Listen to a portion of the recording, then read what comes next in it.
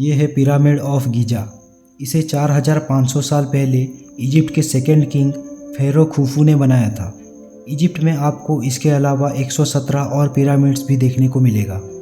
दोस्तों, इन पिरामिड्स के मिस्ट्री को जानने से पहले हम इसे बनाने वाले सभ्यता के बारे में थोड़ा जान लेते हैं।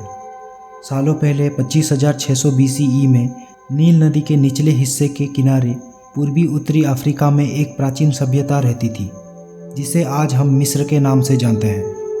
कहा जाता है प्राचीन मिस्र की ये सभ्यता आज के मुकाबले कई ज़्यादा एडवांस हुआ करती थी। हजारों सालों पहले इनके द्वारा बनाए गए कई पेंटिंग आज भी देखने को मिलते हैं, जिससे हमें इनकी कई विचित्र चीज़ों के बारे में पता चलता है। प्राचीन मिस्र के लोग बहुत धार्मिक थे। पुनर्जन्म में इनका बहुत ज़्यादा विश्वास था। उनका मानना था मरने के बाद भी एक ज़िंदगी है।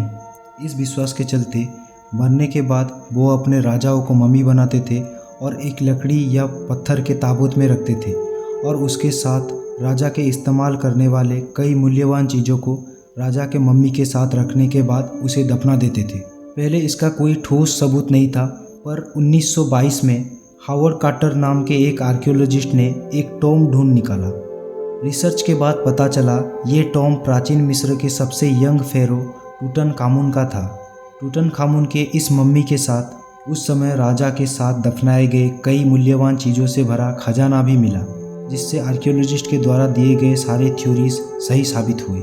दोस्तों, अगर आप टूटनखामुन और उसके खजाने के बारे में एक डिटेल्ड वीडियो देखना चाहते हो तो कमेंट में येस लिख के बताइए, हम इसके ऊपर एक डिटेल्ड वीडियो ज़रूर बनाएंगे। अब बात करते हैं पिरामिड्स के बारे में।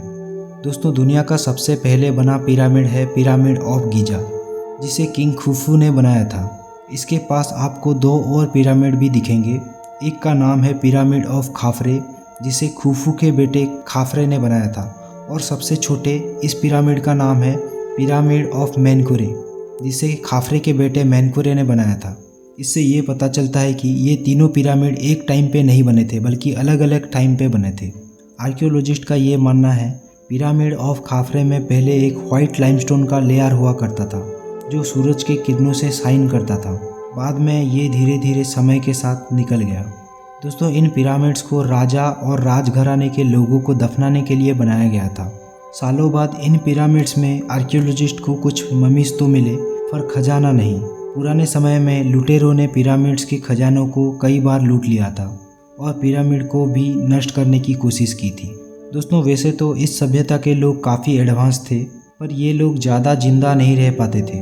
प्राचीन मिस्र में मेल्स का औसतन उम्र तकरीबन 35 साल था और फीमेल्स का तकरीबन 30 साल। इजिप्ट से मिले ममीज को जब टेस्ट किया गया, ज़्यादातर ममीज में डायबिटीज़ का पता चला। प्राचीन मिस्र के लोग मीठा ज़्यादा खाया करते थे, जिस वजह से कई बीमारी के कारण उनका जीवन काल कम हुआ करता था। दोस्तों, इन पिरामिड्स को जिस परफेक्शन के साथ बनाया गया है, कई बार आर्कियोलॉजिस्ट भी इससे आश्चर्य हो जाते हैं। इन तीनों पिरामिड के चारों साइड्स एग्जैक्टली 4 डायरेक्शंस को फेस करते हैं। वैसे तो पिरामिड में हमें 4 सरफेस दिखते हैं, पर अगर आप आसमान से इसे देखते हो तो आपको पिरामिड में 8 सरफेसेस दिखने को मिलते हैं, और वो कुछ इस तरह का दिखता है। 1989 में रॉबर्ट वोवल नाम के एक वैज्ञानिक ने ओरियन कोरिलेशन थ्योरी के बारे में बताया था। इसमें बताया गया था ये 3 पिरामिड्स ओरियन बेल्ट के 3 स्टार्स के एग्जैक्टली नीचे बनाए गए हैं। दोस्तों, ज़्यादातर थ्योरीज के ऊपर सबूत ना होने के वजह से कुछ लोग पिरामिड्स के बारे में बढ़ा चढ़ा कर कुछ भी बोलते हैं। कुछ लोग ये भी कहते हैं कि पिरामिड को एलियंस ने बनाया था, जो कि बिल्कुल मनगढ़ंत कहानी है। दोस्तों, यही था आज का वीडियो। अगर आपको वीडियो पसंद आया तो वीडियो को एक लाइक कर दीजिए। ऐसे और वीडियोज़ के लिए आप चैनल को सब्सक्राइब कर सकते हो। अगला टॉपिक आप कमेंट करके हमें सजेस्ट कर सकते हो। Thank you for watching.